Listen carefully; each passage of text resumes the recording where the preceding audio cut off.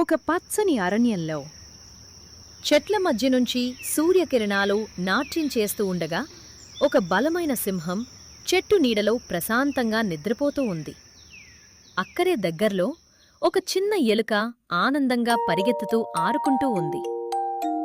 అరవికి రాజైన సింహం నిద్రపోతుందని తెలియకుండా అప్పుడే ఆ ఎలుక అనుకోకుండా సింహం ముక్కుపై పరుగెత్తింది. అప్పుడు సింహం ఒక్కసారిగా లేచి గర్జించింది. సింహం వెంటనే ఆ ఎలుకను తన పెద్ద పంజాలో పట్టుకుని, నా నిద్రని ఎలా భంగం చేశావు అని గర్జించింది. చిన్న ఎలుక వణుకుతూ సింహాన్ని చూసి వేడుకుంది. సింహం పెద్దగా నవ్వింది. నువ్వా నాకు సహాయం చేస్తావా అని అడిగింది. కాని దయతో ఆ ఎలుకను వదిలేసింది. కొన్ని రోజులకు సింహం వేటగాడి వలలో చిక్కుకుంది. బయటపడటానికి ఎంతో ప్రయత్నించింది. సింహం గర్జన విని ఆ చిన్న ఎలుక వెంటనే సహాయం చేయటానికి పరిగెత్తింది.